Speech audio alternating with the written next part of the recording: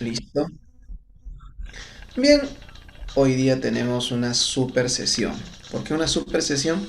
Porque el tema va a ser un tema bastante interesante, jóvenes. Hoy día, después de la clase de hoy, ya te consagras como casi ya un especialista en mundo medieval. Falta solamente un pedacito más, nada más, y ya tú mismo eres. ¿Ya? A ver, ¿qué tal? ¿Qué tal? ¿Cómo están? ¿Cómo están? Buenos días, buenos días, buenos días, buenos días. Buenos días, vamos cortando la música aquí y vamos a empezar entonces nuestra clase. Ya sabes, hoy día máxima atención, máxima atención. Ya me imagino que ustedes vieron las preguntas de San Marcos de este último examen y saben y tienen una idea de lo que van a enfrentar en breve, de acá a unos meses, porque el tiempo se pasa muy rápido. Es un examen que no tiene nada de difícil, ¿ya? Es un examen sí que San Marcos está ya desde hace unos años intentando apuntalar en función de qué, de la capacidad de abstracción cognitiva que tiene el alumno, ¿no? Es decir, un alumno tiene que tener ciertos niveles de análisis, de síntesis, y en historia no está alejado de ello. Ustedes vean las preguntas, observen las preguntas, analicen las preguntas de historia y van a darse cuenta de que San Marcos ya está dejando de lado estas preguntas de memoria, de datos, por unas preguntas de otro tipo, ¿no? Que son justamente las que se ajustan al criterio que tenemos vuestros profesores aquí en el Grupo San Marcos de enseñarte en el plano de historia, ¿no? Análisis, que comprendas los acontecimientos, los hechos para que puedas abordar este tipo de preguntas. Así es que súper tranquilos, ustedes relájense, están en buenas manos y eso sí, tú tienes que cumplir tu papel. ¿Y cuál es tu papel? Estudiar, ¿no? Dar lo mejor de ti, estar siempre... no, yo no te voy a decir que leas enciclopedias, libros, ¿no? Pero sí mínimamente tiene que haber una... Debes inclinarte a poder ir ya mejorando tu capacidad de lectura. Eso te va a servir para razonamiento verbal, pero también para algunos textos que están viniendo no solamente en historia, están viniendo textos en filosofía, en psicología, en literatura, etcétera. Y en todos ellos hay una buena parte de las preguntas que incluso con un análisis fino, ¿no? General, puedes llegar a las respuestas, ¿correcto? Más los conocimientos del curso que tienes, pues, redondo. Así es que, ya saben, concentrados al máximo, ¿ya? Quiero su máximo nivel hoy día, su máxima atención y con todo. ¿Ya chicos? Listo, vamos, empezamos.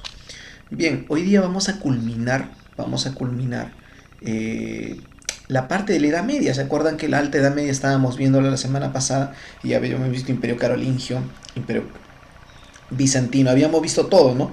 Pero como a mí me gusta darte más, vamos a ver hoy día un cachito de la Alta Edad Media que faltaba, árabes. Y empalmamos al toque con el feudalismo o el medioevo, ¿correcto? Y así tenemos todo completo, no tienes nada que envidiarle a nadie, ¿ya? Correcto, empezamos entonces. Mira acá, mira mi árabe, mira mi cabello, mira cómo te mira mi camello, cabello poderoso. A ver, listo, empezamos acá. Listo, mira acá, mira acá, mira acá, mira acá, mira acá, mira acá. Regresamos. Esta es la civilización árabe, ¿correcto? Su espacio geográfico. Los árabes están ubicados en esta península. Esta península se llama la península arábiga, ¿correcto? La península arábiga, ¿ya? Tiene, mira, ve estos colores. Un color medio anaranjado que abarca la zona de Medina y la Meca, las dos ciudades más importantes del mundo árabe. Un color amarillo, que es el periodo posterior a la muerte de Mahoma, en donde se expande el imperio árabe. Es el periodo de los califas, del califato perfecto ortodoxo. Y el periodo de verde, este verde medio oscuro, ¿no? Que se encuentra en una zona más ampliada de la que ya habías visto con el amarillo, es el periodo del califato Omeya. Algunos dicen que el califato Omeya es el califato de la máxima expansión. Bueno, efectivamente es el califato de la máxima expansión y abarcó incluso hasta Córdoba, lo que hoy día es España, ¿ya? ¿Correcto? Los Omeya, los árabes conquistaron esta zona, ¿ya? vencieron a los visigodos cristianos de ese tiempo en la famosa batalla de Guadalete. En el año 711, Tarik, el líder árabe, vence a Don Rodrigo en la batalla de Guadalete y obliga a los cristianos visigodos a irse a las partes más altas, a las alturas, ya a la zona de montaña. Ahí se formará el primer reino cristiano llamado Asturias. Luego, más adelante, en los siglos siguientes, 9, 10, 11, irán apareciendo otros pequeños reinos.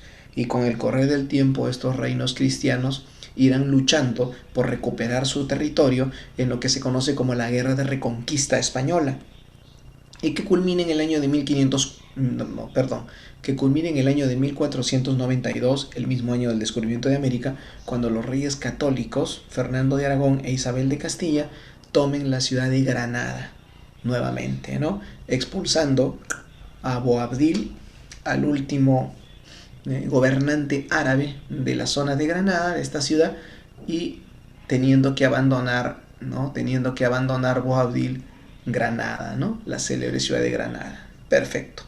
Listo. Hablemos un poco de los árabes. Es la tercera religión más importante de la humanidad, junto a la religión del judaísmo, del cristianismo. Están emparentadas, tienen un cierto nivel digamos, de elementos en común, ¿ya? El imperio árabe, que surge entre los siglos 7 al 9, se ubica, ya sabes, en la península arábiga, ya la viste, ya la conoces. La religión que profesa este imperio árabe es el Islam. ¿Qué significa el Islam? Sumisión a Alá. Y el imperio árabe y el Islam sobre todo está asociado a un personaje, a Mahoma. A Mahoma. Su importancia de Mahoma radica en que logró unificar toda la península arábiga a través de una religión, el Islam. Es decir, profesor, el Islam, la religión de los árabes, fue el vehículo o el medio que sirvió para unir a todos los árabes. Efectivamente.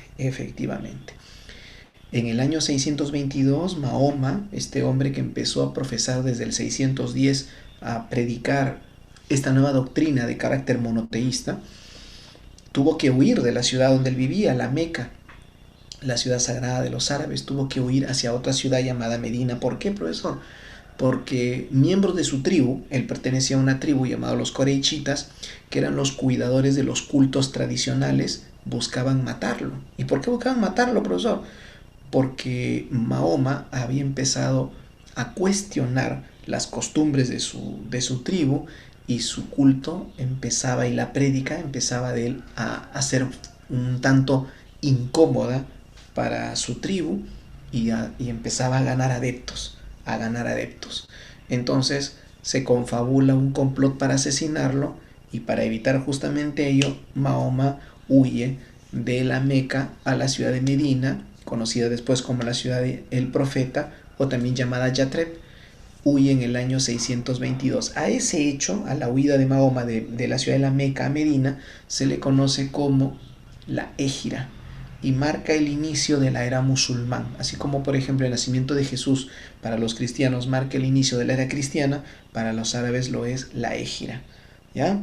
Correcto. Hasta aquí, ¿alguna pregunta?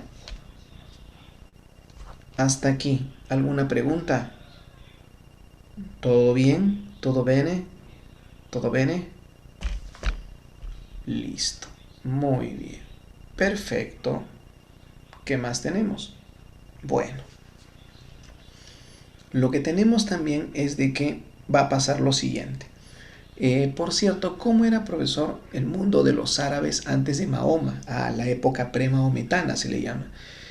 Los árabes eran un grupo de pueblos nómades, ¿ya? Que vivían en la península arábiga, en el desierto.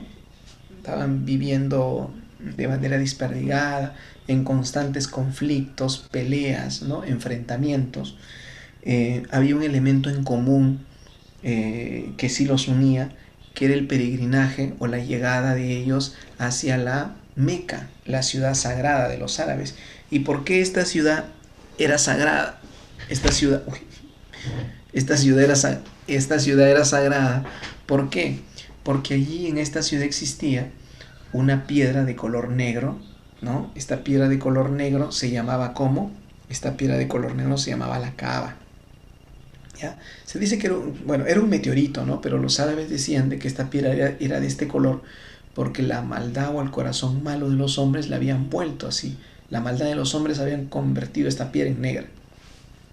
Era un, era un, Eran politeístas los árabes, creían en muchos dioses, pero esta cava era un ídolo interesante, siempre regresaban a ella, a la cava, a adorarla. Bueno, en el año 622 Mahoma huye, ya sabes, ya te dije, Mahoma huye hacia Medina, pero 8 años después, en el año 630, Mahoma regresa con 10.000 muslines o soldados de Alá. ¿Ya? ¿Regresa a dónde, profesor? Regresa, regresa, ¿a dónde? Regresa a la Meca, ¿ya? ¿Correcto? Regresa a la Meca, ¿ya? Regresa a la Meca. Y captura y toma la Meca, iniciándose el proceso de unificación religiosa, ¿ya?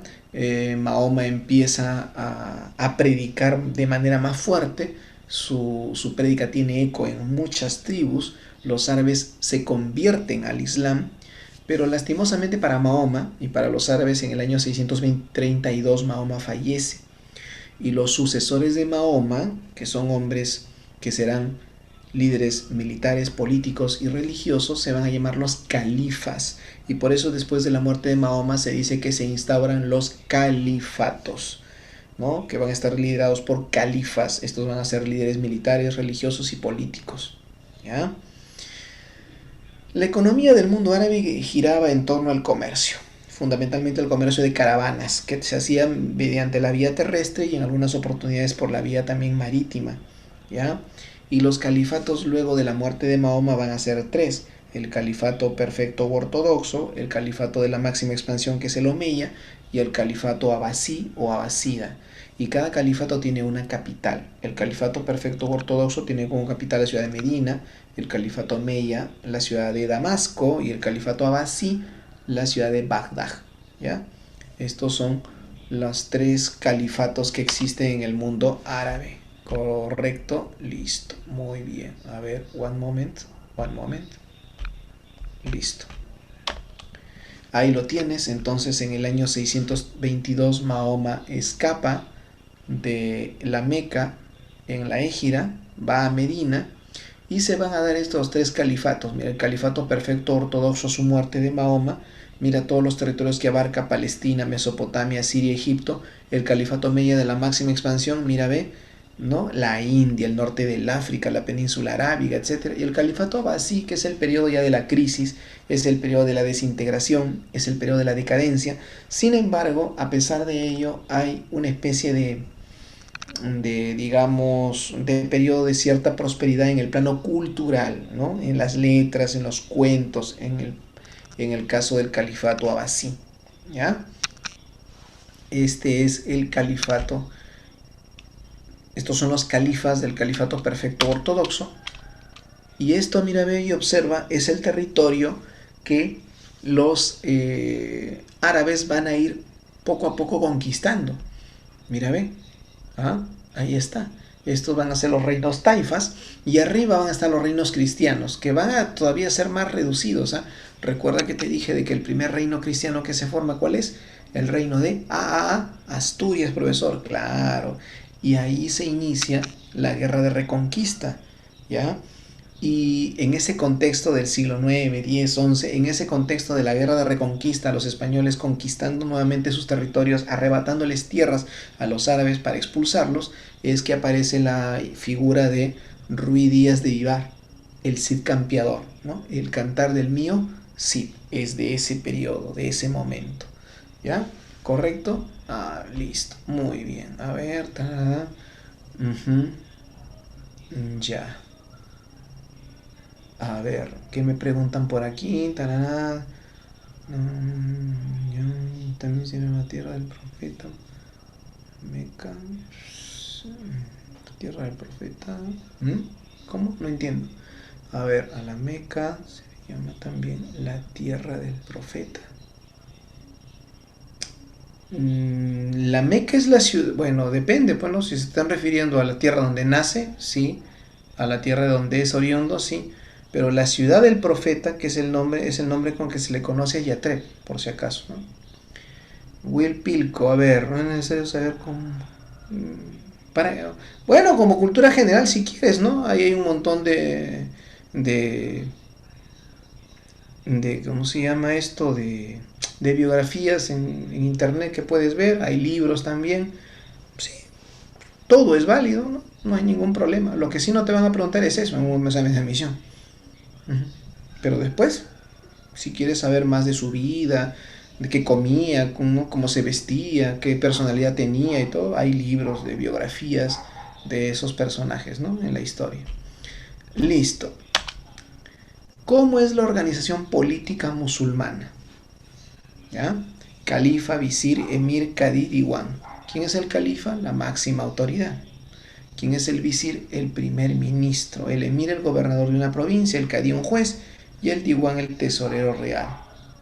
Profe, ¿tengo que aprenderme todo eso? No. Es cultura simplemente general. Si hubiéramos estado hace 15 años enseñándote, te hubiera dicho sí. Pero ahorita, tal como se presentan los exámenes, no.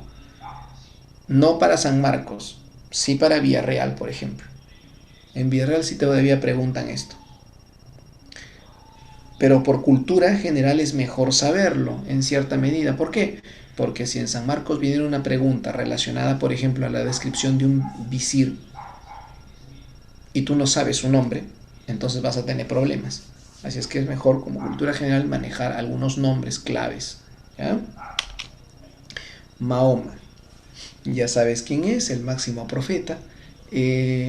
¿Cuál es la diferencia, profe? Usted dijo al comienzo de que el cristianismo, el judaísmo y el islam o los islámicos tienen elementos comunes. Sí, claro que sí. Por ejemplo, para los árabes, Mahoma es un profeta, como Moisés, como Abraham, como Jesús. ¿Qué? No, profe, Jesús no es profeta. Para los árabes sí. Para los árabes Jesús es un profeta. Pero el más grande profeta es Mahoma. He ahí la diferencia, una diferencia sustancial. Para los árabes, Mahoma es el más grande profeta. Jesús es un profeta como otros que han habido, pero Mahoma es el más grande profeta. ¿Correcto?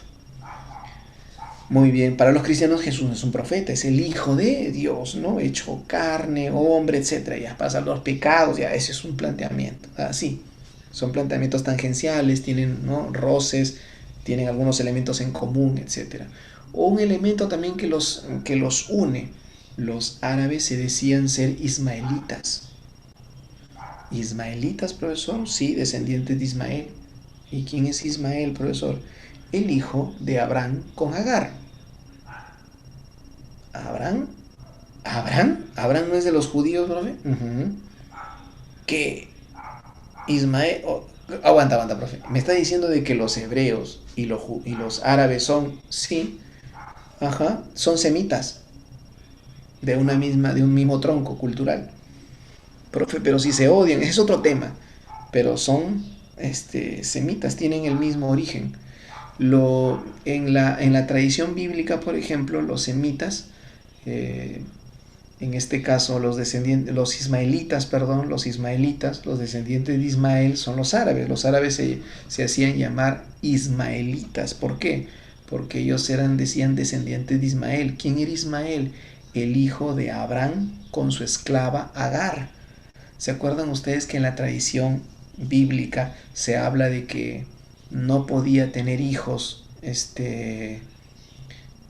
su esposa de Abraham, Sara? Y entonces, como no podía tener hijos, Sara, ¿qué cosa hizo? Le entregó a su esclava Agar para que tuviera hijos Abraham. Y efectivamente Agar quedó embarazada, pero la tradición cuenta, ¿no? La leyenda cuenta de que al enterarse de que estaba embarazada, Agar, la esclava, empezó a comportarse de una manera un poco más, digamos, con derechos, ¿no? Con determinadas atribuciones con respecto a Sara. Y entonces Sara se quejó con Abraham y Abraham le dijo, bueno, es tu esclava, haz lo que quieras, ¿no? Y ella, ¿qué hizo? La expulsó de la tribu. Y la leyenda cuenta de que Agar, con su hijo en brazos, muy bebé, caminó por el desierto y cuando estaba a punto ya de desfallecer porque no encontraba agua, un ángel apareció y la ayudó. Y así pudo ella salvarse. Los árabes decían ser descendientes de ese niño, Ismael, ¿no? Ese niño que vivió en el desierto. ¿Correcto? ¿Listo hasta acá? Chicos, yuhu, ¿estamos bien hasta acá? Sí, profesor. Sí, Sí, profesor. profesor. Muy bien, chévere. Los árabes jóvenes, así como los cristianos que tienen los 10 mandamientos, ellos tienen 5 nada más. Se les llama los preceptos fundamentales del Corán. ¿Ya? ¿Correcto? Los 5 pilares o los 5 preceptos fundamentales. El primer pilar del mundo árabe es la profesión de fe, se le llama.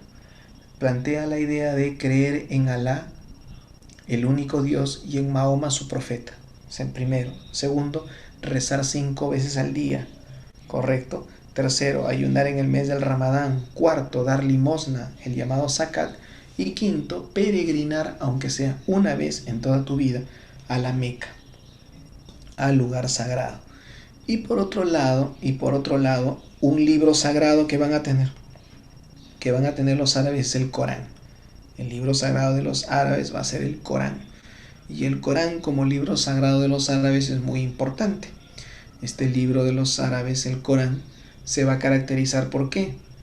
El Corán se va a caracterizar porque es una recopilación de las enseñanzas de Mahoma. ¿Ya? El Corán es una recopilación de las enseñanzas de Mahoma. ¿Correcto?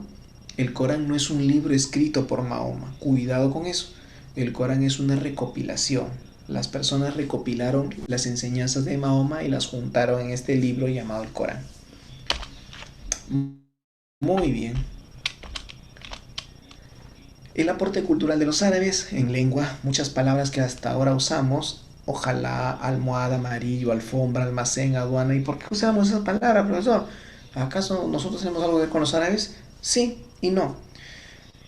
Sí, ¿por qué? Porque usamos sus palabras y no porque, bueno, los árabes no nos conquistaron directamente, pero los españoles cuando nos conquistan, los españoles venían de mucha influencia árabe y por eso las palabras españolas, ¿no? Que son arábigas, de raíces árabes, fueron introducidas también a nosotros, los americanos. Por eso que te empleamos estas palabras, ¿ya? Los árabes destacaron muchísimo en filosofía. Antes que el humanismo y el renacimiento, ya en el mundo árabe se hablaba también sobre la razón, sobre aspectos importantes. En ciencias dominaron el álgebra, la trigonometría, la alquimia, ¿no? La alquimia en búsqueda de el elixir de la juventud, la piedra filosofal y todo ello, el transmutador de los metales.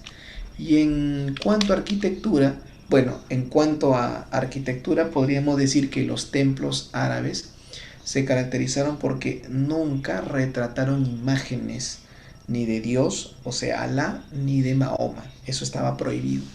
Adornaban, adornaban sí sus mezquitas o templos con azulejos, con inscripciones, es decir, con frases del Corán y también con figuras geométricas. ¿Ya? Esta es una mezquita, un templo para los árabes. El Alhambra es el palacio donde puede vivir un califa y el Alcázar es una fortaleza. Ya no te olvides, Alhambra, palacio, residencia, Alcázar, una fortaleza, una zona fortalecida. Listo, hasta aquí, ¿cómo vamos? ¿Lo hice rápido? Sí, ya, muy bien. ¿Estamos bien hasta acá? Sí, profesor. Sí, profesor. Ya, listo. Con eso hemos terminado la Alta Edad Media. Ahora vamos a entrar al medioevo. Pregunta para la clase. ¿El medioevo de qué siglo a qué siglo abarca, dijimos? 7 al 13. Del 7 al 13 no he Al 9 al enseñado eso 13. yo. Del 5 al Ahora 15. sí. No, no, no, no, no. Del 5 al 9 es Alta Edad Media. Del 9 al 13 es el medioevo. ¿Ya? Muy bien. ¿Cuál es el periodo del nacimiento? ¿Cuál es el periodo de la Edad Media del nacimiento del feudalismo? Alta Edad Media. Ujú. Y el periodo de la consolidación del feudalismo del justamente 9 al 13. ¿Ya? El medioevo. Vamos a hablar justamente de eso. ¿Ya? Listo. Muy bien, chicos. Ya. Tenemos 1 hora, 60 minutos, es sobrado para hacer esto. ¿Ah? ¿Qué es el feudalismo? A ver, si alguien les pregunta a ustedes alguna vez qué es el feudalismo, ustedes simplemente tienen que decir que el feudalismo es el tercer modo de producción de la historia universal. ¿El tercero, profesor? Sí, el tercer modo de producción. ¿Por qué el tercero? Porque el primero es la comunidad primitiva, el segundo es el esclavismo y el tercero es el feudalismo. ¿Y por qué un modo de producción? No entiendo. Yo digo que el feudalismo es el tercer modo de producción porque es la tercera manera o forma de producir. Un modo de producción es una manera o forma de producir. ¿Correcto? Tercer modo de producción. Tercera manera o forma de producir. ¿Correcto? Ahí está. El feudalismo entonces es la tercera manera o forma de producir. ¿Ya? Un concepto bien sencillo, bien parece sencillo, parece así un concepto simple, pero es poderoso. ¿Eh? Ya en su momento vamos a ver. Este sistema llamado el feudalismo, jóvenes, este modo de producción llamado el feudalismo, se desarrolló de forma clásica, o sea, con todos sus elementos más importantes entre los siglos 9 al 13, o sea, en el medioevo.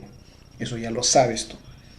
Nace en Europa el feudalismo, pero se irradia por el mundo. Es decir, en todas partes del mundo se evidenció el feudalismo, ¿no? Se desarrolló el feudalismo. Por ejemplo, en Arabia, una forma de expresión del feudalismo se llamó el emirato. En Japón, una expresión del feudalismo se llamó shogunato. En España, una expresión del feudalismo en España se llamó la encomienda, que consistía en que se le entregaba a un español tierras e indígenas a su cargo, esas encomiendas. Eso de ahí se llamó las encomiendas, y la encomienda no es otra cosa más que una expresión del feudalismo. ¿Ya? Y en el Perú también hubo feudalismo, pero se le llamó aquí gamonalismo, ¿no? Los grandes gamonales, que eran como señores en la sierra que tenían una gran cantidad de tierra e indígenas trabajando para ellos. Es el gamonalismo. Profe, o sea que lo que me quiere decir usted es que en Arabia, en Japón, en España, en Perú y en otros lugares el feudalismo adoptó diversas formas, distintas formas.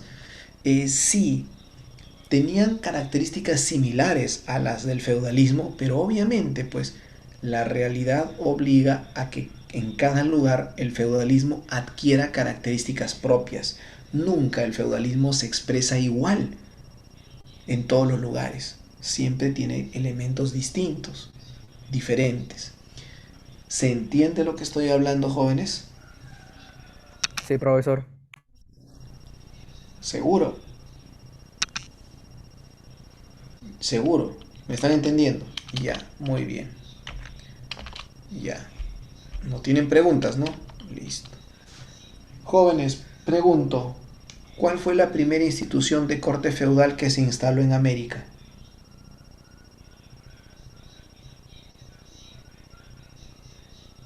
Pregunto, ¿cómo se llamó la primera institución feudal o de corte feudal que se instaló en América?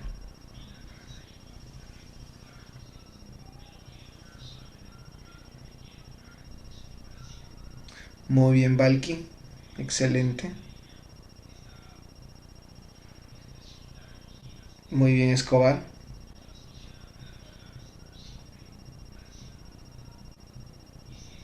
¿Nadie más? ¿No lo ven? ¿No lo entienden?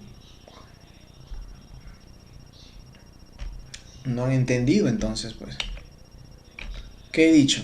¿Cómo se llamó en España? Las encomiendas. Colón, a partir de su tercer viaje, no empieza a entregar tierras e indígenas americanos a españoles? ¿El encomendero no es un señor feudal? ¿Los indígenas no son siervos? Ya pues, a eso me refiero. A eso me estoy refiriendo. ¿Se dieron cuenta? A ver, díganme por favor. ¿Lo vieron o no? ¿O ya se rayaron ya? Hablen, hablen, hablen, hablen.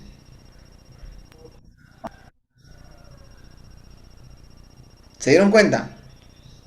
Sí, ¿lo ven claro? Ya. Miren, ¿ah? Ya. El que no lo entiende me dice, ¿ah? Yo le explico.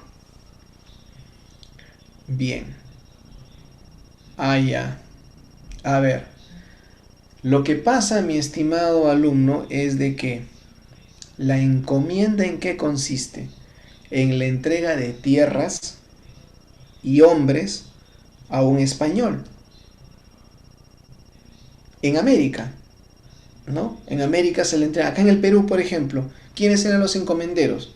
Los conquistadores, pues, a los que se les habían entregado tierras, grandes extensiones de tierras llamadas encomiendas, y los indígenas que habitaban en ellas.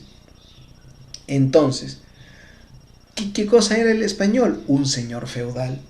¿Qué cosa eran los indígenas? Sus siervos. Les exigía tributos, una serie de cosas. Él era entonces una especie de señor feudal. Por eso es que en el caso americano y peruano, las encomiendas son una expresión de feudalismo. ¿Correcto? ¿Se entiende eso? ¿Logran entender? ¿Lo ven? Tomás, ¿lo ves o no? Ya. Perfecto. Ahora, este feudalismo que está surgiendo en el medioevo de manera clara y evidente, si lo rastreamos en los siglos anteriores, o sea, escarbamos para ver dónde están los orígenes, vamos a encontrar el colonato, vamos a encontrar la fragmentación política y vamos a encontrar las invasiones bárbaras. Esos tres elementos me van a permitir a mí entender la génesis del feudalismo. Profe, ¿el colonato por qué? Jóvenes, el colonato no era la entrega de tierra a un hombre libre llamado colono a cambio de una parte de la producción. Ya pues, ¿el colono es un esclavo? No, el colono es un hombre libre. El colonato es un antecedente del mundo feudal. La fragmentación del poder, caramba, me sorprendes. ¿El Tratado de Verdún no significó la fragmentación del poder? Ah, ¿verdad? ¿Y eso no contribuyó a la formación del feudalismo? Ah, sí, profe, pero... Ah, ya. ¿Y las invasiones bárbaras por qué, profesor? Porque los germanos tenían la costumbre de entregar tierras a sus lugartenientes, ¿no? Entregaban tierras a los hombres que habían ayudado a las victorias, a las batallas, etc. Esa es una costumbre que se va a llamar después con el tiempo vasallaje. Y venía desde los bárbaros. Profesor, entonces, del siglo IX al siglo XIII...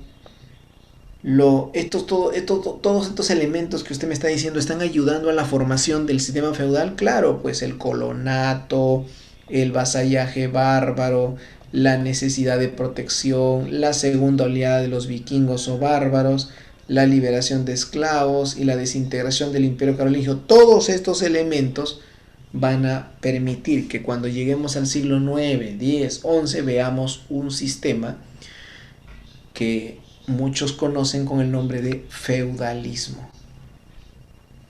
¿Se entiende hasta acá, jóvenes? ¿Se entiende hasta acá? Sí, profe. Ya. Listo. Bien. Dígame, ¿qué era el feudalismo? ¿Qué era el feudalismo, chicos? Tercer modo de producción de la El historia tercer universal. sistema de producción. Muy bien. El feudalismo era el tercer modo de producción. No me digan sistema. Ya no se rayen con esas cosas. Tercer modo de producción.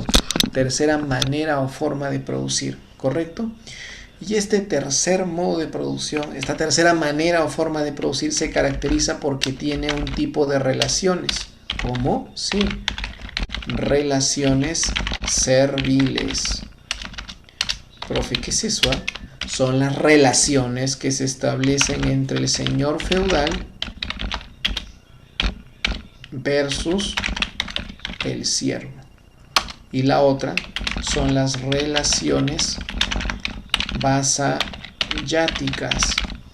que son las relaciones que se establecen entre el señor feudal versus el vasallo. Ahí está, mira. ¿Correcto? Profe, a ver, no estoy entendiendo. Tranquilo. Ahora vas a entender. ¿Qué es el feudalismo? El feudalismo es el tercer modo de producción de la historia universal. Ya, bacán. Ahora le vas a agregar algo. Tú vas a decir, ¿qué es el feudalismo? El tercer modo de producción de la historia universal, caracterizado por las relaciones serviles y las relaciones vasalláticas. ¿Qué son las relaciones serviles? Las relaciones que se establecen al momento de producir. ¿Entre quién? Entre el siervo y el señor feudal. Y las relaciones vasalláticas, las relaciones que se establecen al momento de producir entre el señor feudal y el vasallo. Nada más.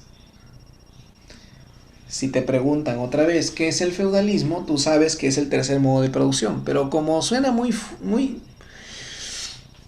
no sé, muy simple nada más eso, tú le vas a añadir. Es el tercer modo de producción caracterizado por la presencia de relaciones serviles y relaciones vasalláticas. Y guárdate esto para ti. De esas dos relaciones, ¿cuál es la relación fundamental del feudalismo?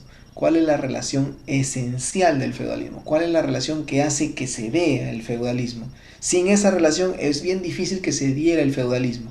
¿Cuál es la relación más importante? ¿La servil o la vasallática? ¿Qué dicen ustedes? ¿Servil? Servil. Claro que sí, la servil. Esa es la relación dominante, ¿ya? Correcto. Entonces ya sabes, ¿ya? Cuando estés en alguna reunión, ¿no? Te reúnes con tus amigos de Pamper, Cruzasco, ¿no? Con lo que sea, ellos van a empezar a hablar, ¿no? Oh, sí, que estás en la academia, ah, ya, sí, yo por acá, dicen el feudalismo, ah, sí, esa gente, ¿no?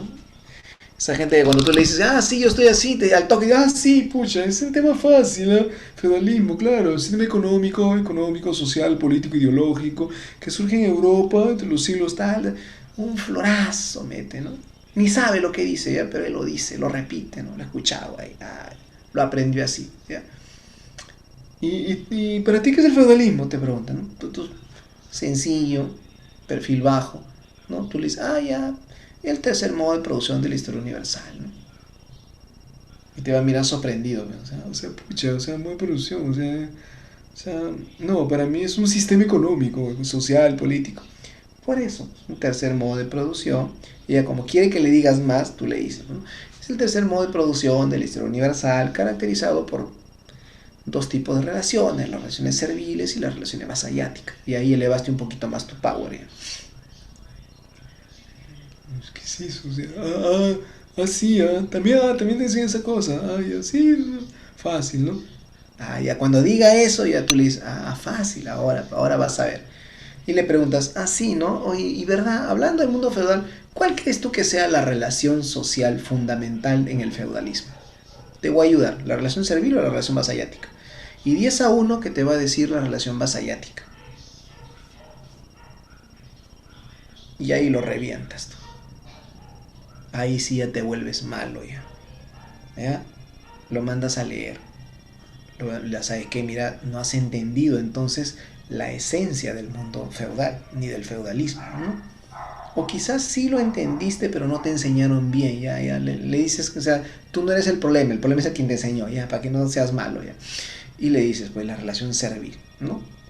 Profe, ¿y cómo lo justifico? Espérate, pues eso vas a aprender ahora, pues espérate, no te pierdas el próximo capítulo de acá, unos 10 minutos o 5, en donde vas a ver por qué la relación servil es la relación fundamental en el mundo feudal.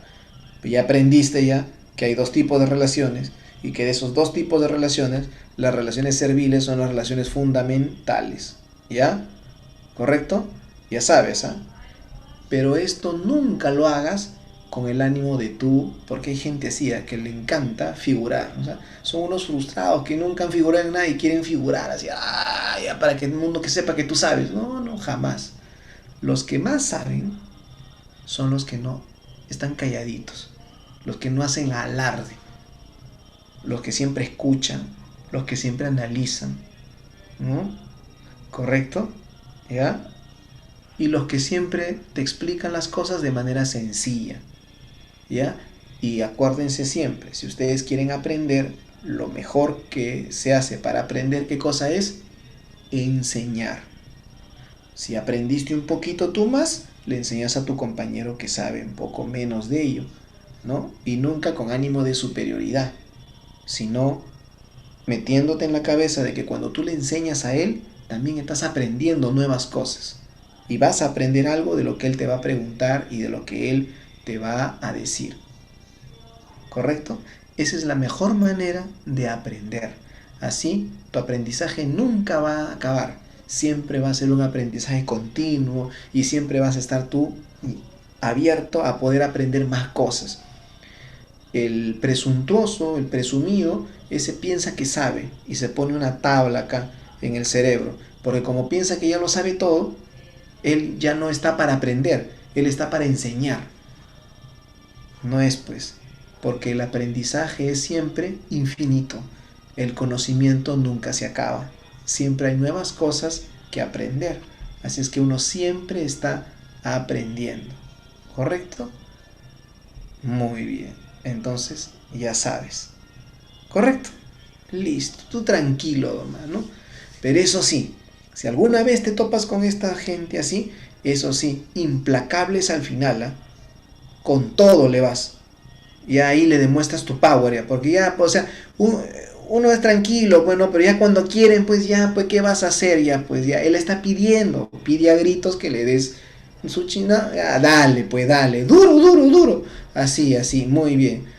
Ya, claro, pues sí o no, si lo está pidiendo, pero él lo pide, pues tú no querías, pero ya él te fuerza, pues él te fuerza, sí o no. Ya, entonces ya ahí ya, ¿no?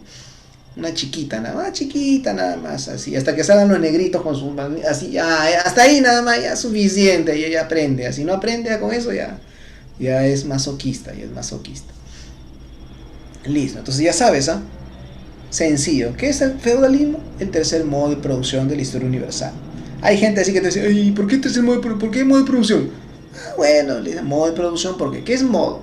Manera o forma de producir. Es la tercera forma o manera de producir que han tenido los hombres en la historia.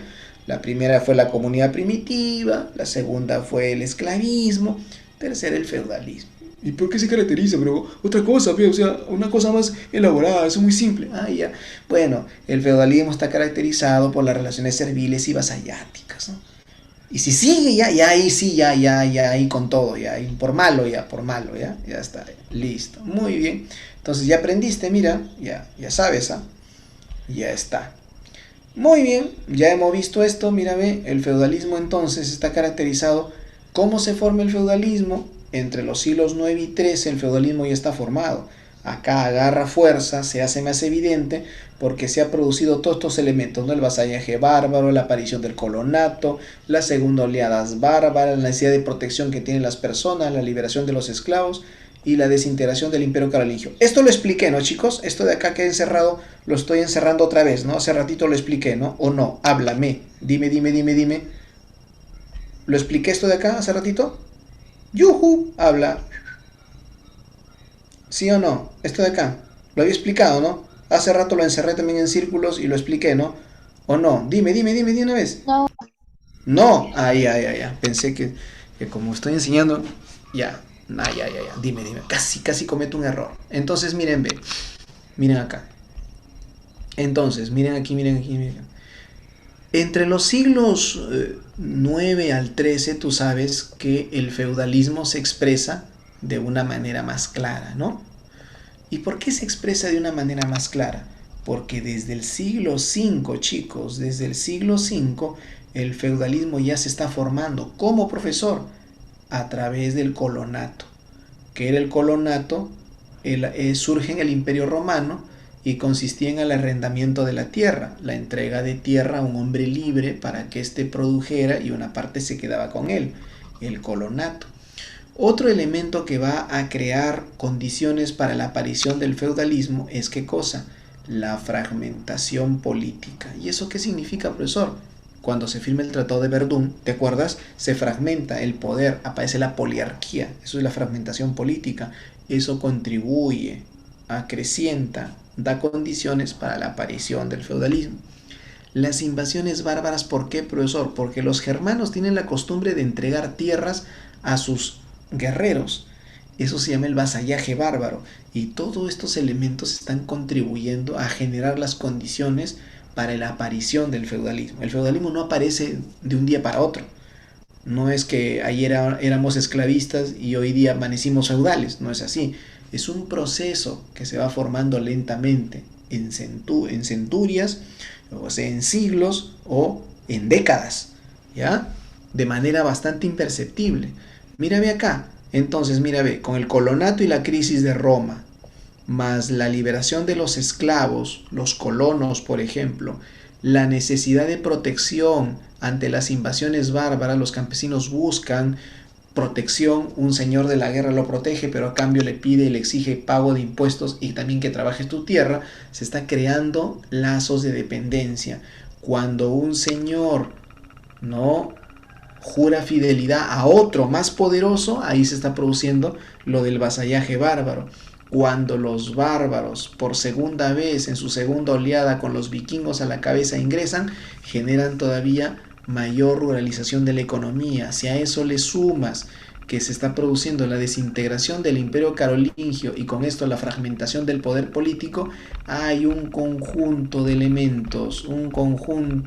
elementos, que van a configurar y crear, ¿no?, de mejor manera una sociedad entre los siglos 9 al 13 que va a ser conocida como una sociedad feudal o como el feudalismo. ¿Correcto hasta acá? ¿Se entiende, chicos? ¿Se entiende? Dígame. Sí, profesor. Ya, listo, muy bien. Seguimos. Entonces, el feudalismo en el siglo IX, se caracteriza por la llegada ¿de quién? De la segunda oleada de invasiones. Recuerda, la primera los germanos, la segunda los vikingos, ¿no? Muy bien. Estos vikingos, mira, ve, ahí están llegando, llegan en sus embarcaciones y estos vikingos invaden Francia, invaden Inglaterra. En Inglaterra, ¿no?, vencen a los anglosajones en la batalla de Hastings y a partir de ahí empiezan la fragmentación política en tierras o en feudos en Inglaterra, ¿ya? Por otro lado, los normandos saquean lo que queda del imperio carolingio, ¿ya? Y va a ir creándose las condiciones para la aparición de esta sociedad, caracterizada pues por los castillos, por los espaldarazos. ¿Qué son los espaldarazos, profesor? Las ceremonias donde un señor feudal toca con su espada los hombros de su caballero y lo nombra, bueno, de su noble, y lo nombra su caballero, ¿no? ¿Correcto? Muy bien. ¿Qué es el feudalismo? Ya sabes. Tercer modo de producción, caracterizado por dos tipos de relaciones, serviles y vasayáticas, ¿no? Muy bien. ¿En qué circunstancias aparece el feudalismo, profesor? El feudalismo aparece, mira, ve, por un tema de inseguridad ante las invasiones bárbaras, profe. Claro. Por un tema de fragmentación del poder político. Por el Tratado de Verdún, profesor. La desintegración, la fragmentación del poder. Muy bien. Y por un tema de ruralización. ¿Qué es la ruralización? Cuando toda la economía gira en lo rural, ya no en lo urbano, en la urbe o ciudad, ya no ya en la urbe, en lo rural, en el campo, profe. Excelente. Eso es el feudalismo. Una sociedad que está creciendo en función de estos elementos. Profe, ¿y por qué la ruralización de la economía? Porque la economía antes giraba en las ciudades, por el comercio, pero ahora a raíz de las guerras, los conflictos, las invasiones, los saqueos y todo lo que hay, las ciudades decaen, ya no hay mucho comercio, la gente se encierra dentro de sus territorios, ¿ya?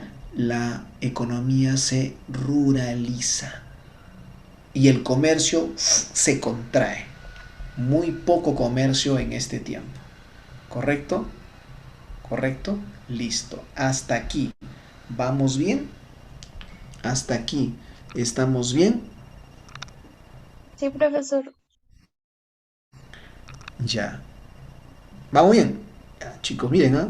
Ya. Falta poco, ¿ya? Vamos. Voy a correr un poquito para que captes, ¿ya? Pon todos tus 5 sentidos aquí, ¿ya? Pon tus 5 sentidos acá.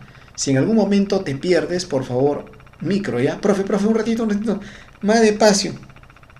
Y lo hacemos más despacio, ¿ya? Vamos a intentar, vamos a probar a ver qué tal estás, ¿ya? Mira, ya. ¿Listos? A sus marcas. Listos y ya. Hablemos acerca de qué cosa. Vamos a hablar, mira, ve, vamos a hablar acerca de las características económicas del mundo feudal. ¿Cuáles son las características económicas del mundo feudal? La única característica económica del mundo feudal que quiero que tú grabes, es que la economía feudal es autárquica. ¿Qué significa autárquica? Que no depende de nadie más de lo que ellos mismos producen. Es decir, en el feudalismo, la sociedad produce para su propio consumo. No produce para vender, no produce para intercambiar, no produce para exportar, no, sino para lo que ellos mismos van a consumir. Correcto, a eso me refiero con economía autárquica. Los mansos son tipos de tierra. Los mansos, ¿qué eran? Las tierras de los siervos. Se equivoca un alumno si piensa de que el señor feudal le entrega al siervo un feudo. No. El señor feudal lo que le entrega a un siervo es un manso. ¿Correcto? Entre señores feudales, entre ellos, entre nobles, se entregan feudos o beneficios. Pero cuando un señor le entrega a un siervo, con ese siervo, tierra, esa tierra no se llama feudo, esa tierra se llama manso. ¿Ya? Correcto. Listo. Cuidado con eso. ¿Qué es la reserva? La reserva señorial es la tierra del señor feudal. Es su tierra exclusiva. Correcto. Que es trabajada por los siervos como tributo por haberles entregado una pequeña tierra para su mantención, en un trabajo que se llama la corvia. ¿Qué es la corvia? El trabajo obligatorio que un siervo tiene que gratuitamente trabajar en las tierras de su señor. ¿Cómo se llaman las tierras del señor feudal? La reserva, profe. Muy bien. Y las tierras comunales o comunia, ¿qué cosa es? Las tierras de uso comunitario, de uso común. ¿Ya? Listo. Esta es entonces la principal actividad económica en el feudalismo, la agricultura y también la ganadería. ¿El comercio existe? Sí, sí existe, pero no es la actividad más importante. Es una actividad que está en... el comercio es muy restringido, muy reducido. ¿Correcto? Listo. ¿Cuántos son los tipos de tierra? Hay varios. Fácil, mira, ve. Latifundio, late es extenso. El extenso fundo tierra, excelente.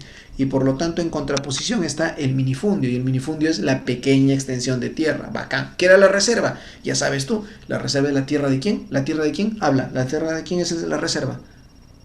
Señor feudal. Feudal. Del feudalismo. Feudal. ¿Y cómo se llama el trabajo que el siervo realiza en la reserva de carácter obligatorio? Corbia. Orbea. La corvia, excelente. El alodio es la tierra de la comunia, la tierra comunitaria, la tierra de uso común, la tierra de todos, los bosques, los pastizales, los pantanos, etc. Impuestos feudales. Dos impuestos feudales importantes, los eclesiásticos. El diezmo, la 10ª parte de toda la producción, y la primicia, el primer fruto de la tierra. ¿Cómo el primer fruto de la tierra, profesor? Si tú tienes, por ejemplo, si tú vas a plantar vid, uva, la primera cosecha no te pertenece a ti, le pertenece a Dios. O sea, la iglesia se lo apropia. Esa primera cosecha se llama la primicia. Es una especie de impuesto que tú pagas a Dios a través, dándole a la iglesia, obviamente, ¿no? Ah, su profe. ¿Y por qué? ¿De un animal también? Sí. Si tú tienes una vaquita, su primera cría no te pertenece a ti, le pertenece a Dios. La iglesia se lo lleva. La primicia se llama eso, ¿ya? De primer. El diezmo viene de décima. Es la 10ª parte de la producción. ¿Ya? La 10ª parte de las ganancias de un campesino va a la iglesia. Profe, ¿qué? ¿La iglesia le quita? Sí, le quita. ¿Ya? Luego viene el censo o renta. ¿Qué es el censo? El pago en productos, después sería en dinero, que hace un siervo por hacer producir la tierra. ¿Ya? Por hacer producir su manso. ¿Correcto? Luego vienen las banalidades, son los impuestos que cobra el señor feudal, así como le cobra el censo, le cobra banalidades. ¿Y qué son las banalidades? Son un pago por el uso de los molinos, por el uso de los puentes, por el uso de las molinos, de la despensa, de espacios de uso común dentro del mundo, dentro del feudo. La talla, el pago por los bienes, ¿ya? El pago por los bienes, ¿correcto? Me interesa que aprenda censo, banalidad, el diezmo y primicia, ¿ya? La autarquía feudal ya sabes, ¿no? El autoabastecimiento económico por si lo olvidaste, ¿ya? A nivel social. A nivel social, ¿qué me interesa hacer? Mira acá. ¿Te acuerdas que te iba a demostrar lo siguiente? Te iba a demostrar por qué las relaciones serviles son las importantes. Mira, ve. ¿Quiénes son los laboradores? Los laboradores jóvenes son los siervos. Él es el siervo, mira, ve. El siervo campesino. Ahí está. El siervo campesino. Mira lo que hace él. Él trabaja para el hombre del clero. Y a cambio, el del clero ruega por su alma. ¡Ay, qué bonito, qué tierno! Él trabaja para el noble en sus tierras, en la reserva. Él a cambio lo defiende, lo protege, ¿no? Y arriba, ¿cómo es la relación? El noble defiende, o mejor dicho, ruega por el alma del bellator y el bellator lo defiende al cura, ¿no? Conclusión, en esta pirámide o juego social, ¿cuál es el sector social que prácticamente es el que trabaja para todos? El que con su trabajo está entregando y está solventando los gastos de todos. ¿Cuál es? Laboratorios. ¿Y quién es el laborator? El siervo. Siervo. Por lo tanto, si a ti te preguntan en una sociedad feudal quién es el que tiene en sus espaldas todo el funcionamiento del mundo feudal, es este, pues, porque él es el que genera la riqueza, él es el que genera la producción, él es el elemento importante, a él lo explotan, le sacan todo porque él es el feudalismo. ¿Lo viste o no? Chicos, ¿lo vieron o no? Sí, Sí, profesor. Ya está, muy bien. Estamos analizando el feudalismo. Si tú quieres trasladar esto al capitalismo es otra cosa, eso lo vamos a ver en su momento, pero también cumpliría, ¿ya? Siempre hay un sector que sobre su espalda tiene todo el peso del sistema, ¿eh? Él lo recontraexplotan, pero él es el artífice del mundo feudal, pues. Sin él, el mundo feudal ya no sería feudal. ¿Capisci? ¿Se entiende? Dime. Habla. Sí, profesor. Ya, muy bien. Jimena, vamos a llegar ahí, no te preocupes, tranquila, ¿ya? Jimena me está hablando sobre la diferencia entre un siervo y un vasallo, ya se rayó ahí, Jimena. Tranquila. Son diferentes, pero ya vamos a llegar ahí, ¿ya? Todavía, ¿no? Tranquila. Tú mira aquí nada más, tú concéntrate acá. Después ya eso.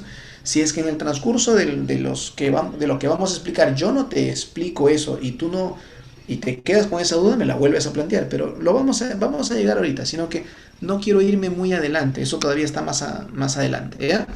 Listo, si no se van a confundir tus compañeros, ¿ya? Muy bien. Entonces estamos bien, ¿no? Este es el clero, por eso los oradores rezan. Estos son los bellatores, los nobles, los que guerrean, y estos los que elaboran la tierra, los que trabajan. ¿Correcto? Listo, muy bien. Entonces, la sociedad feudal, ¿cómo es a nivel social? Una sociedad estamental. ¿Qué son los estamentos? Grupos cerrados. Profe, no entiendo. Grupos sociales cerrados, ¿por qué? Imagínate una casa de 3 pisos, pero en donde los que viven en el primero, los que viven en el segundo y los que viven en el tercero no pueden el del tercero bajar al segundo, el del segundo subir al tercero, ni el segundo subir al primero, ni bajar al primero, ni el del primero subir al primero y menos al tercero. Ah, profe, es una sociedad cerrada donde no hay desplazamiento social. Exactly. Es una sociedad cerrada en donde no hay desplazamiento social. Si tú naciste un orator o bellator o laborator, ahí te quedas. ¿Ya? No es una sociedad de desplazamiento social. ¿Correcto? Listo.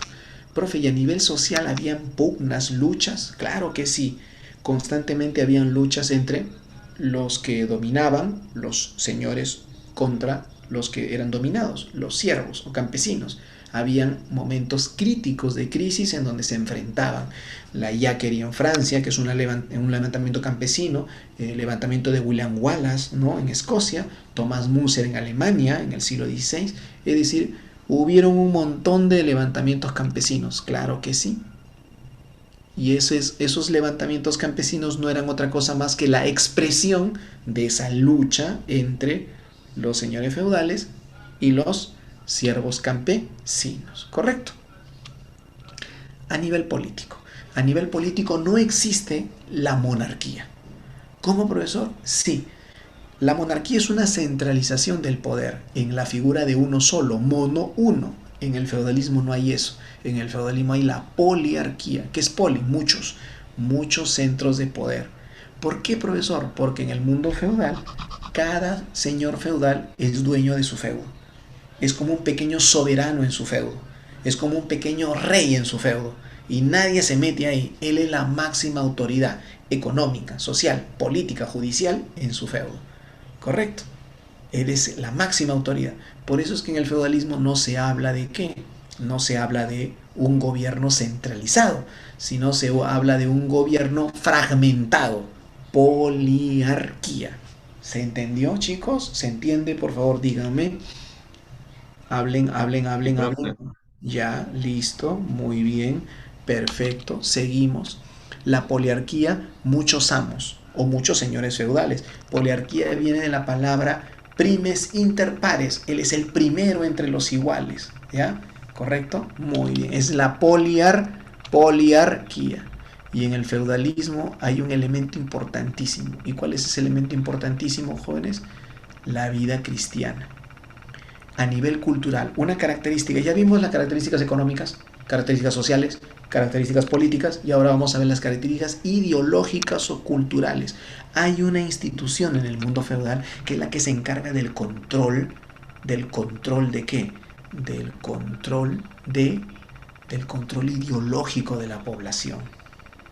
¿Correcto? Se inculca que la iglesia posee el poder temporal, o sea, el poder terrenal, el poder de las tierras, el poder de los elementos concretos, materiales, reales, pero también la iglesia posee el poder espiritual, el poder sobre las psiques, sobre el lado emocional, espiritual, psicológico de la persona. ¿Correcto? La iglesia tiene todos esos dos elementos. El poder temporal, recuerda, que le da derecho a la iglesia de poseer riquezas, tierras, propiedades, etcétera, rentas. Y el poder espiritual, el poder sobre tu alma. Sí, tú, pecador, la iglesia tiene tu alma. La iglesia te puede condenar. Ahí está. Se inculcó también la educación devota, la educación de rezar, ¿no? De estar en comunión con el de arriba, con los dogmas de la misoginia, ¿no? Eran misóginos estos compadres. ¿Por qué, profesor? Porque si tú lees la Biblia y si tú te das cuenta de algunas cosas, la mujer es la más condenada en la iglesia. Jóvenes, respondan estas preguntas sencillas nada más. ¿Quién es la responsable finalmente de que el hombre haya sido expulsado del paraíso? Eva. La mujer. Ese criterio y ese planteamiento está durante todo el periodo medieval. La mujer por eso es mal vista en el mundo medieval. La mujer no participa en el mundo. La mujer es vista así, como un elemento que lleva al pecado, ¿no? A la perdición, ¿no? Y eso es lo que plantea en la Biblia, la iglesia, ¿no? La iglesia dice, por ejemplo, que la mujer es un elemento que hay que tenerle cuidado, ¿no? Por ejemplo, la iglesia te plantea aquí que la mujer sirve solamente, mira lo que te dice, prácticamente te está diciendo que no sirve para reproducción nada más de la especie. Imagínate una idea un criterio de ese nivel, ¿no? Entonces, claro, por ejemplo, ¿no? Con estas ideas de que debe obedecer ¿no? a su esposo, seguirlo, ¿no? A todo lado, no cuestionarlo. Por eso te digo, ¿no? Relegada por el manejo de la iglesia. ¿Ya? Muy bien. ¿Qué más, profesor? Bueno, miren acá. La iglesia poseía o fue la institución más poderosa de la Edad Media, chicos. Más poderosa. Pero ahora te preguntarás, ¿por qué lo fue? Porque tú eres un alumno inteligente. La iglesia fue muy poderosa, no porque tuviera el control de la población, es una parte. La iglesia era poderosa porque poseía riqueza material, porque la iglesia tenía feudos, porque la iglesia tenía rentas, porque la iglesia tenía diezmos, porque la iglesia tenía primicias. Entonces, ese poder económico, ese poder, esa riqueza le daba a la iglesia mayor presencia en todos los otros niveles.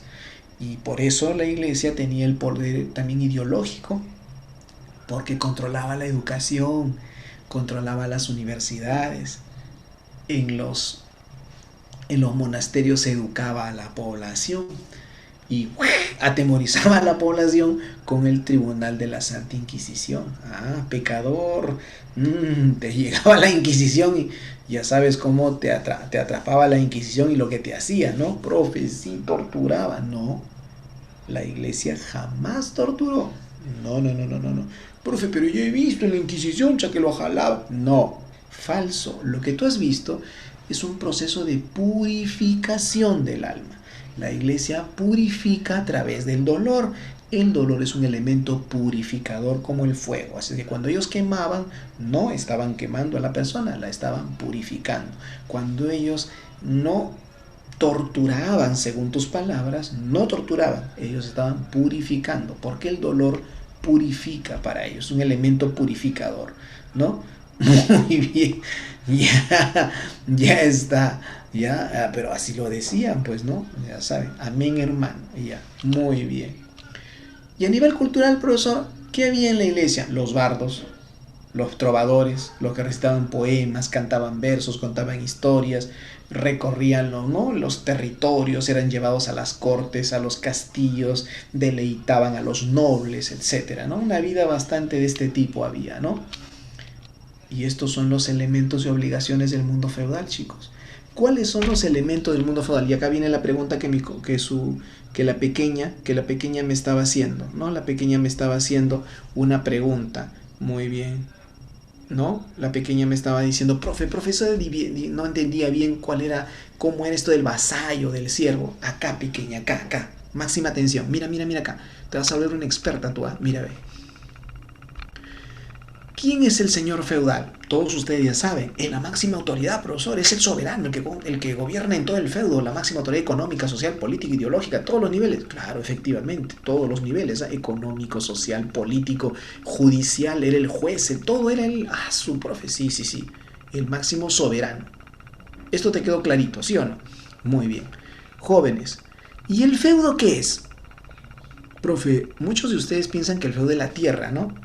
Tienen feudo y igual tierra, ¿sí o no? ¿Sí o no? Dígame o no. A ver, dígame o no. ¿Sí o no? Todo el mundo piensa de que el feudo es igual a tierra, ¿sí o no? ¿Sí o no? ¿Sí o no? Dígame. Ya ven, ya está, claro. Bueno, pues, déjame decirte que no es tan así. No es tan así. El feudo no solo es la tierra. El feudo es la tierra y todo el espacio que contiene, con todos los elementos que hay en su interior, los castillos, las aldeas, las tierras de reserva, las tierras de comunia, la reserva eclesiástica, todo eso, el feudo mejor, para evitar este problema de la tierra. Tú cuando te pregunten qué es el feudo, tú dices, es la unidad de producción del sistema feudal, más elegante. La unidad de producción, claro, es la unidad donde se produce, pues. Es la unidad, es el lugar donde se realiza la producción. Tú de manera elegante le dices, ¿qué es el feudo? Es la unidad de producción del mundo feudal. Nada más. La unidad de producción, o sea, la unidad donde se produce en el mundo feudal. Ya está. Es un concepto bonito, elegante, ¿eh? Y ya no dices el feudo igual a tierra. No, pues no, otro level. Pues. Ya está. Ya sabes qué es el feudo. Ya sabes qué es el señor feudal. Y ahora vámonos con el vasallo. ¿Quién es el vasallo?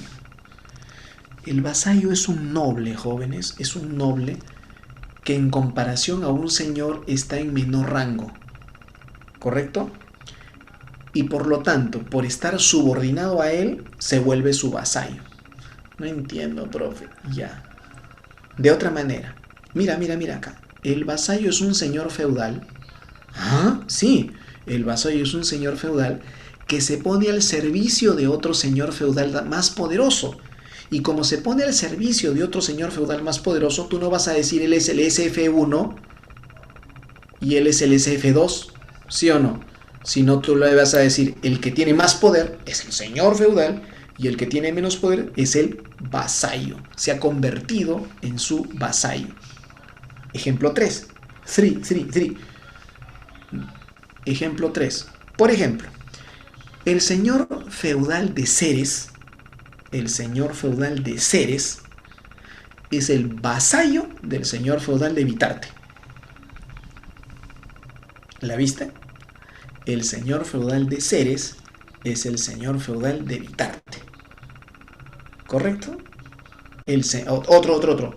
El señor feudal de Bellavista es el vasallo del señor feudal del Yauca, del Callao. ¿Estamos bien o no? El señor feudal de Zarumilla es el vasallo del señor feudal de San Martín de Porres. ¿Capisci? ¿La viste o no? Sí, profesor. Ya está, claro, pues él es, más que aparte de todo, está subordinado a otro más poderoso. Tú míralo así, si está subordinado al otro más poderoso, es un vasallo. Por eso que muchas personas caen acá, cuando les preguntan algo, dicen, ¿un vasallo puede ser señor feudal? El alumno piensa de que, no, pero un vasallo no, y malogra pues ahí, no, sí, un vasallo puede ser un señor feudal, como también no puede serlo. Pero ¿qué lo hace vasallo? ¿El que sea señor feudal o el que esté subordinado a un señor feudal? ¿Qué lo hace vasallo, chicos? Que esté subordinado. El que esté subordinado. Exacto, exactly. Eso es lo que lo hace un vasallo. Eso es nada más. Mientras esté subordinado a otro más poderoso, es un vasallo. Listo. Ahora sí. La pequeña que respondió. Y está respondida tu pregunta, ¿no, pequeña? Dime, habla. Háblame, dímelo. Pequeña, yuhu. Ya está, listo, Jimenita. Chévere, ahí está. Profe. Y los siervos, espere. Ah, ya. En los siervos pasa una cosa bien bonita. Hay los siervos. ¿Quién es el siervo? Ya tú sabes. Ah, profe, el siervo es el campesino. Pues. Claro, pero hay dos siervos, por si acaso. El siervo normal es el siervo libre. El siervo común y corriente es el siervo libre. Aquel que trabaja en el feudo y que cuando las cosas ya no le resultan, digamos, rentables, le dice al señor feudal, ¿sabes qué? Mira, termina la cosecha de beterragas y me voy, ¿no? Gracias. Ah, ya, bacán, te vas, ¿no? Él es libre. Pero el siervo de la gleba no es libre. El siervo de la gleba viene de glebae, gleba es tierra. Él es el siervo de la tierra. El siervo de la gleba era una especie de esclavo de la tierra.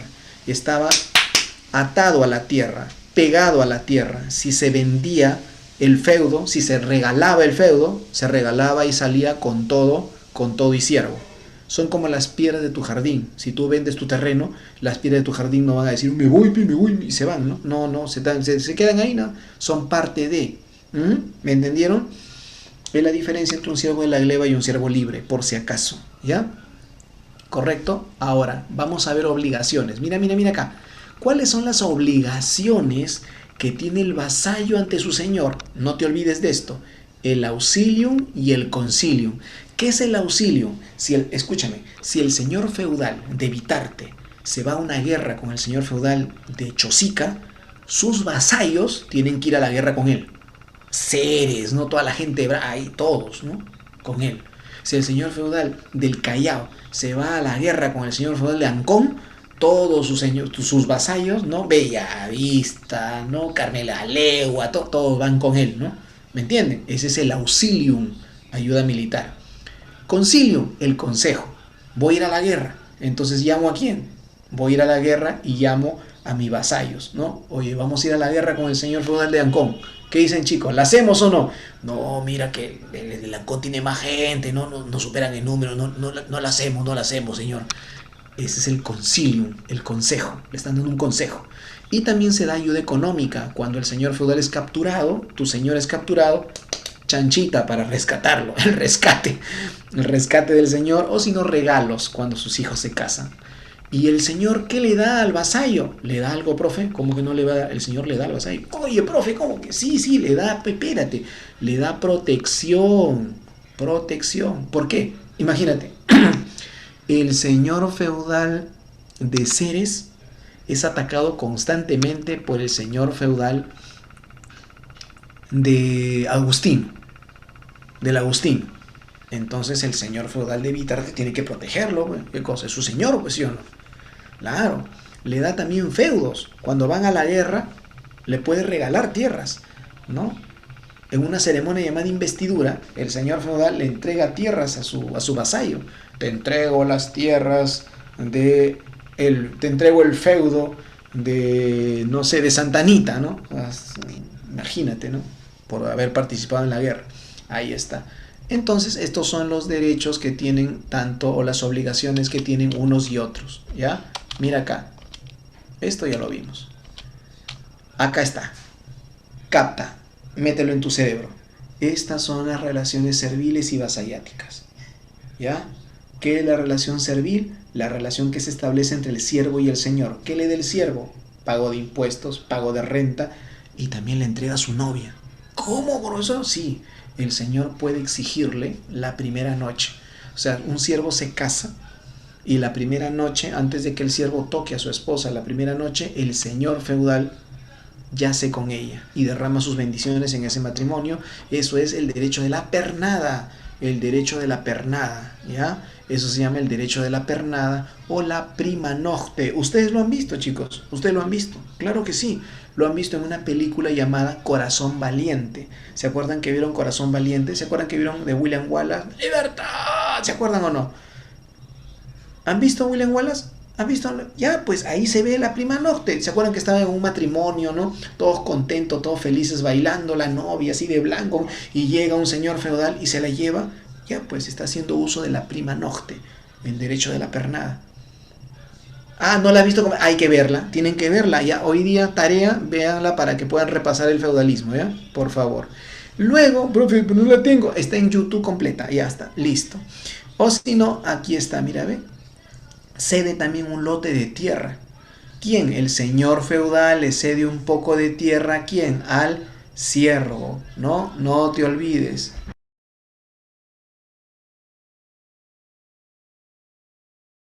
Listo. Entonces, a ver, ¿qué tenemos acá? Ya, se llama el derecho de la pernada o prima nocte. Derecho de la pernada o prima nocte, ¿ya? O primera noche se llama así, ¿ya? ¿Y qué le da el señor feudal al vasallo? Le cede terreno de cultivo, le brinda protección, seguridad. ¿Qué le da el vasallo al señor feudal? El auxilium, el concilium y la ayuda económica, ¿sí o no? ¿Te acuerdas, no? Ya está, listo, muy bien. Perfecto. Jóvenes, ¿él quién es?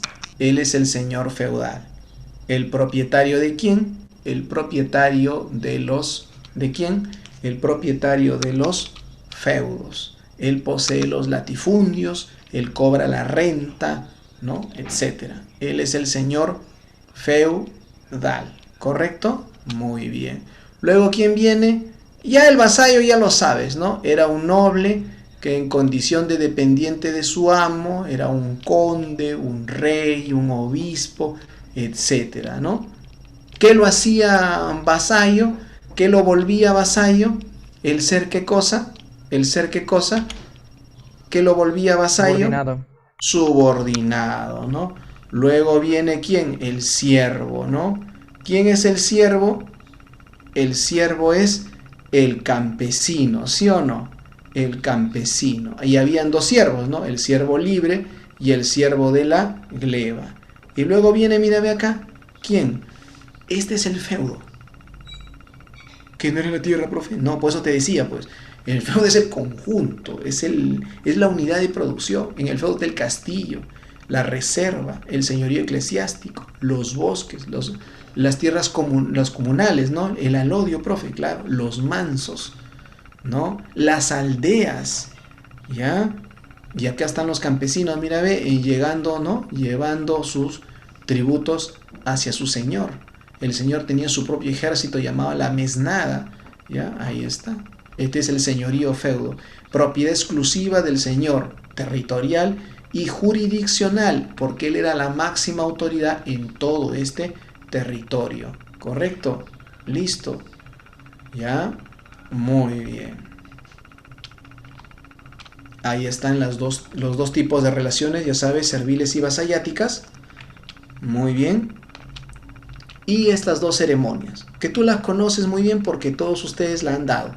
¿Qué? Sí. Claro, ustedes un montón de veces han hecho el homenaje y han hecho la investidura. No, profe, que estés equivocado, por favor. Primero, escuchemos acá una cosa. En el feudalismo hubieron dos ceremonias, chicos. Una se llamaba el homenaje y la otra la investidura. En el homenaje, una persona jura volverse, ¿no? Jura ser leal, fiel a otro hombre, ¿no? ¿Correcto? Es el homenaje. Homenaje viene de hominem, hombre, ¿no? Juro lealtad, honor y gloria a mi hombre, ¿no? Juras fidelidad a tu hombre, al otro hombre, correcto, a tu señor. No, profe, jamás ha pasado eso. Por favor, chicos, miren, vean. Chicas, para que nunca se olviden de que ustedes han sido testigos de un homenaje feudal. ¿Qué? Sí, profesor. Sí, miren. Cuando él se acercó a ti un día y cuando ya estabas con tu tóxico y él te dijo: yo te juro que te quiero, te juro que tú eres la única, te juro que no hay nadie más que tú. Eso, ¿qué cosa es eso? ¿Un juramento? No. ¿De fidelidad, honor y lealtad o no? Ya, él era tu vasallo, así, mira, se arrodilló a ti simbólicamente, en el lenguaje, lo reconoció, ¿no? Él se arrodilló, se hincó ante ti, tú eras su señora feudal, él era tu vasallo. Ahí está, tu tóxico era tu vasallo, ¿no? Claro, ahí está, sí, ahí está. Ahí está, muy bien. Ahí está, mira, ve, ahí está el vasallo, ¿no? Ahí está Shirley, ¿te acuerdas? Cuando te dijo todo lo que, ¿no? Que eras la única, que, todo muy bien. Eso, ahí está, ¿no? No necesariamente se va a arrodillar, ¿no? Te lo dice de boca nada más, ahí ya está, ahí ya asumió, ya, él es un vasallo, ya está. Pero también está la investidura. Ah, ¿quién jura? Acá, ¿quién se está arrodillando? El vasallo. Pues. ¿A quién? Al señor, obviamente, ¿no? Muy bien. Y en la investidura, profesor, el señor le entrega, el señor le da un regalo a su vasallo, un feudo generalmente, ¿no? Profe, ¿y eso en la vida real se da? Cuando él te dio un super peluche, ¿te acuerdas? Un peluche grande, ¿no? Ahí te invistió, te entregó, te dio el peluche, ¿sí o no? ¿Con qué intención lo hizo? ¿Ya te acordaste? Ya, lo hizo con la intención de que tú pues estés con él, seas fiel, ¿no? Ahí está la investidura, puede dar, entregar algo a cambio de determinada cosa. El señor feudal, ¿por qué le da un feudo a su vasallo? Porque quiere de esa manera mantenerlo fiel a él, ¿sí o no? Que no lo traicione, ¿no? Profe, ¿y habían traiciones? Uy, sí, ahorita, claro, sí, ahora también traiciona. Y ya está. Entonces no te olvides que el juramento de fidelidad al Señor es el homenaje. El vasallo le besa su anillo, oye, sí, o el rostro de su amo, cachetón. El ósculum, ¿no? Y jura servirle en la guerra y en la política con el auxilium y el concilium. ¿Ya? Y la investidura es la entrega de tierras al vasallo, ¿no? El amo le cede un terreno a cambio de fidelidad, a cambio de algo, el regalo, ¿no? Si no lo cumple, ahí la pequeña me estaba preguntando, si no lo cumple, pues ¿qué cosa es? Es un felón. Y un felón en el mundo feudal es lo peor, ¿no? Es un traidor, pues chicos, es un felón. Así que chicas, cuando él traicione, tú no le digas del A a la Z, tú nada más dile, eres un felón, nada más. Él te va a decir, no, yo tengo pelo, no soy pelón. ¡Ah!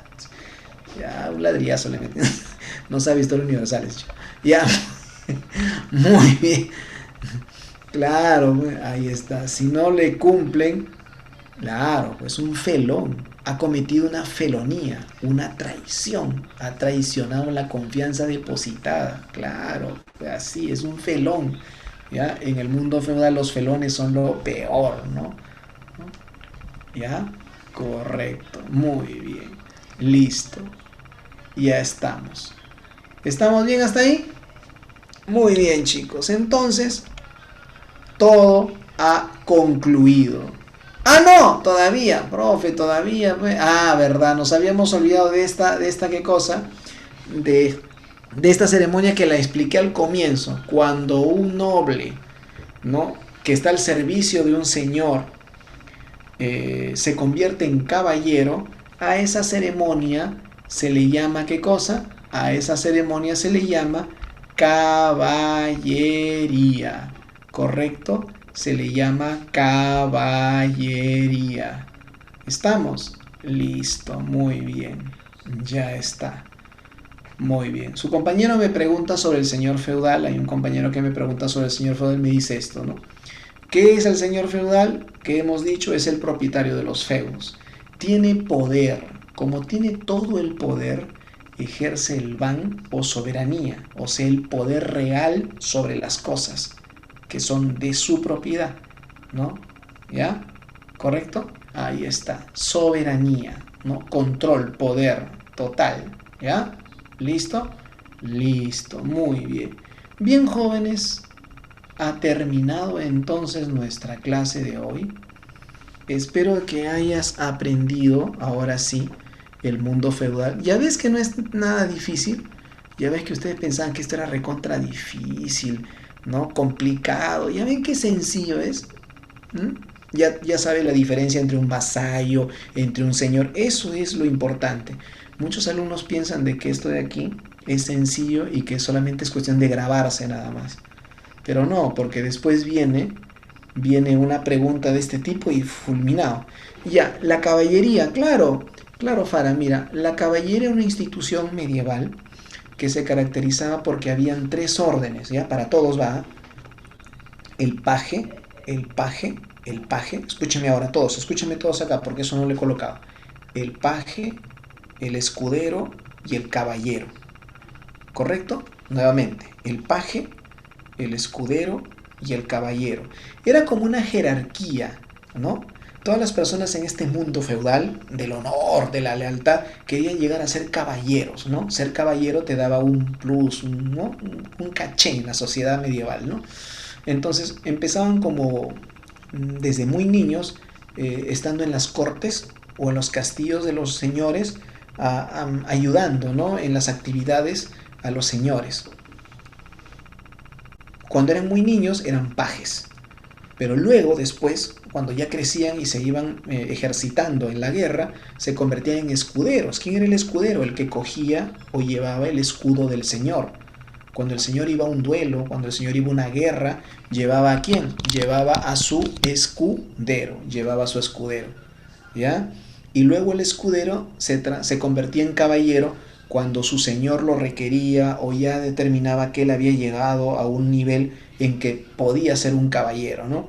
Y lo nombraba en una ceremonia que se conoce como el espaldarazo. ¿Se acuerdan que al comienzo de la clase había una figurita en donde había uno como rey que le estaba con su espada tocando los hombros aquí y acá 2 veces? Eso es la ceremonia del espaldarazo, cuando lo nombran un caballero, ¿ya? Ha pasado antes por paje, escudero y ahora es caballero, ¿no? Esa es la caballería, en síntesis, ¿no? En síntesis. Es una institución del mundo feudal. De esa caballería se burla, de esa institución se burla Miguel de Cervantes Saavedra cuando hace su obra El Quijote de la Mancha. Se burla de esta sociedad, basada en esos criterios, ¿no? De la caballería, del señor, etc. Muy bien, jóvenes, ahora sí, ya creo que quedó clarito, ¿no? Muy bien, no olviden que hemos hecho hoy día medioevo. La próxima semana vamos a hacer una parte, un chiquito nada más del medioevo, que es ¿qué cosa? Lo que nos falta, las cruzadas, ¿ya? Y de ahí lo que sigue, que es la Baja Edad Media. Ahí vamos a la peste negra, la reactivación del comercio, las ligas comerciales, etcétera. Y lo vamos a dejar todo listo para el nacimiento del capitalismo. Listo, nos estamos viendo la próxima semana. Chao. Gracias, Gracias, profesor. profesor. Hasta luego. Gracias, profesor. Gracias, profe.